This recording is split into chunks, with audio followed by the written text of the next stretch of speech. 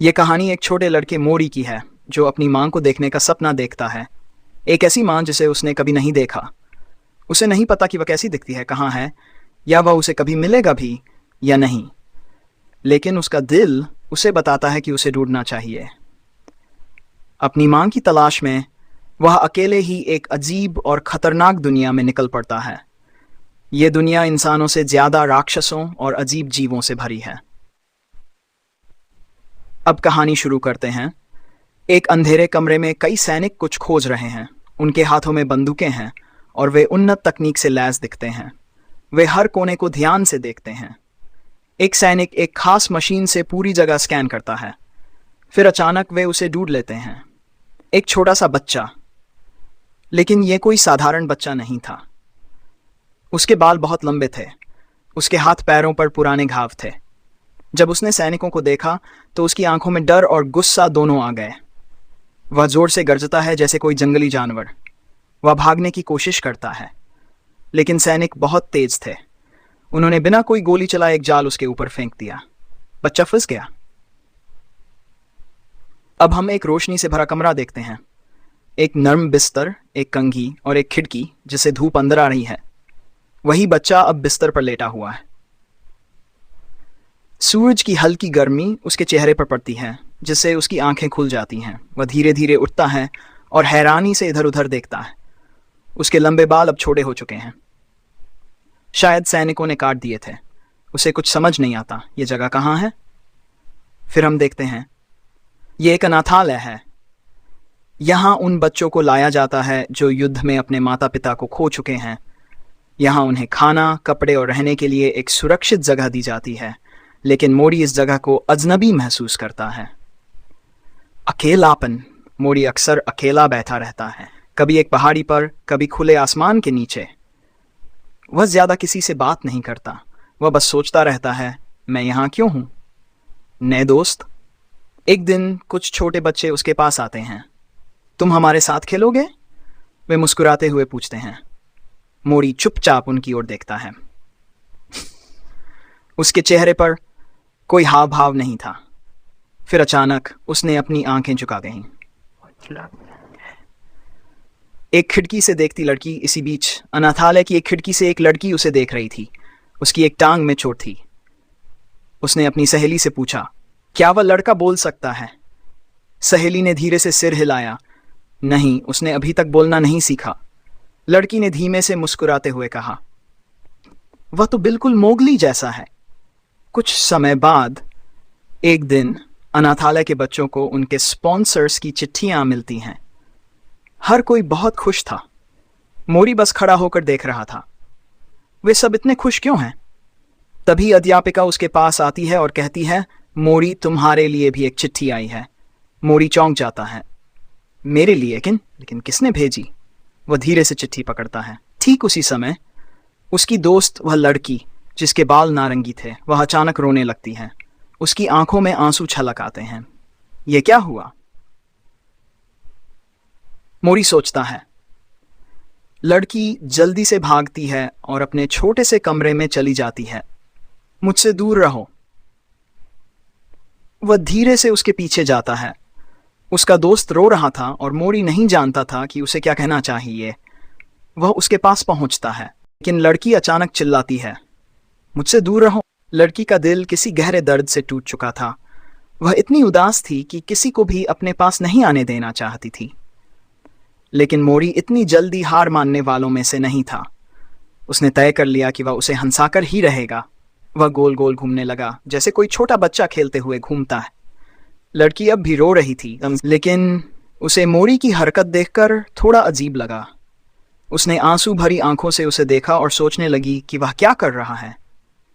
मोरी को देखकर भी जब वह खुश नहीं हुई तो उसने अपनी जेब टटोली और आधा टूटा हुआ बिस्किट निकाला।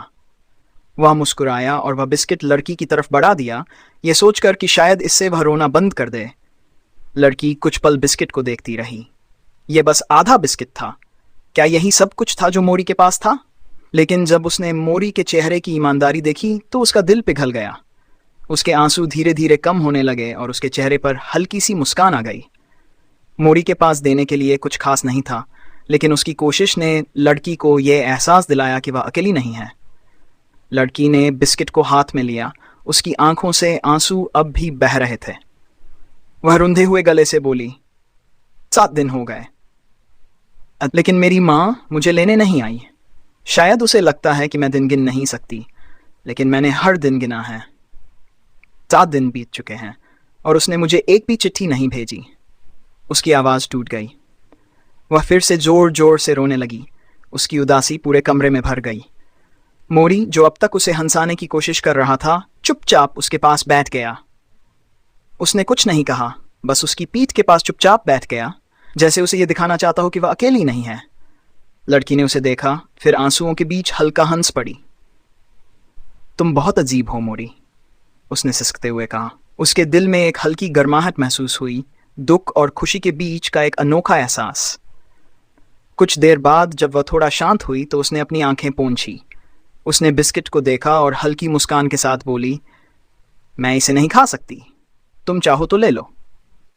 मोरी की आंखें बड़ी हो गईं। उसने लड़की को देखा, फिर बिस्किट को। उसे उम्मीद नहीं थी कि इतने दुख के बीच भी वह उसे कुछ देने के बारे में सोचेगी। मोरी की नज़रें बिस्किट से हटी ही नहीं। उसका मुंह पानी से भर गया। जब भी लड़की बिस्किट को इधर उधर करती, उसकी आंखें उसी दिशा में चली जाती। उसकी भूख साफ छलक रही थी। लड़की ने यह देख लिया और खिलखिलाकर हंस पड़ी। वे दोनों हंसने लगे। उनके साए दीवार पर झिलमिलाने लगे, जैसे उनकी उदासी धीरे धीरे दूर हो रही हो। कुछ देर बाद लड़की को मोरी की चिट्ठी याद आई। लाओ, मैं पढ़ दूं, उसने कहा, यह समझते हुए कि शायद मोरी पढ़ नहीं सकता। मोरी जल्दी से उसके पास आ गया और कागज की ओर टकटकी लगाए देखने लगा।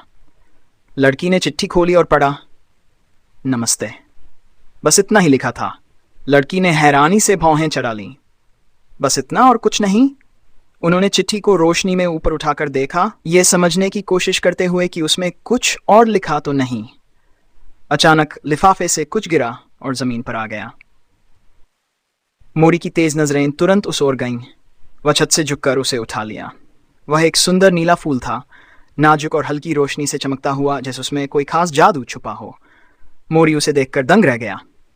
उसने इसे दोनों हाथों से पकड़ लिया और आश्चर्य से निहारने लगा, जैसे उसने अपनी जिंदगी में पहली बार इतनी खूबसूरत चीज देखी हो। रात का दृश्य। मोरी अपने बिस्तर पर लेटा था। कमरे में बाकी सभी बच्चे गहरी नींद में थे, लेकिन मोरी अब भी जाग रहा था, फूल को अपने हाथों में थामे हुए। उसने उसे निहारते हुए हल्की मुस्कान दी। फिर उसने फूल को सूंघा और उसकी खुशबू इतनी मीठी थी कि उसे ऐसा लगा जैसे वह किसी जादुई बगीचे में पहुंच गया हो। मोरी मीठी नींद में खो गया। तभी बड़ी घंटी फिर से बजी और एक लड़की खुशी से चिल्लाते हुए उसके पास आई। उसने मोरी को एक नया पत्र दिखाया। इसी बीच लाल बालों वाली औरत ने उसे ढेर सारे तोहफे दिए और हंसते हुए कहा, मोरी, तुम तो बहुत किस्मत वाले हो। जब उसके दोस्त आए तो उनकी आंखें हैरानी से बड़ी हो गईं। मोरी के चारों तरफ उपहारों का ढेर लगा था। लाल बालों वाली लड़की ने उसका पत्र उठाया और धीरे धीरे पढ़ना शुरू किया, लेकिन उसके अक्षर टेढ़े मेढ़े थे और शब्द बहुत ही साधारण थे। बाकी दोस्त मजे से उसके उपहार देखने लगे। एक गुड़िया थी जो बात कर सकती थी और एक डिब्बा भरा हुआ था रंग बिरंगे क्रेयॉन से। वे सोचने लगे, आखिर कौन है जो मोरी को इतने सारे तोहफे भेज रहा है? शायद कोई बहुत अमीर है, या फिर इसके पीछे कोई राज छुपा है। रंग बिरंगे क्रेयॉन चमक रहे थे। मोरी का ध्यान उन्हीं पर अटक गया। वह उत्सुकता से एक खाने ही वाला था कि उसके दोस्तों ने जल्दी से उसका हाथ पकड़ लिया। नहीं मोरी, ये खाने के लिए नहीं होते। लाल बालों वाली लड़की ने हंसते हुए उसे दिखाया कि क्रेयॉन से कैसे ड्राइंग बनाते हैं। जैसे ही उसने इसे कागज पर चलाया, मोरी की आंखें चमक उठी। ओह, ये तो जादू जैसा है। समय धीरे धीरे बीतने लगा।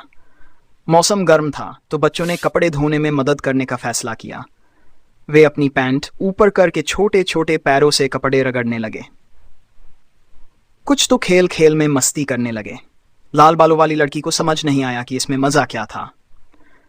तभी मोरी ने जैसे ही कपड़ों पर जोर से पैर रखा, छोटे छोटे रंग बिरंगे झाग बनने लगे।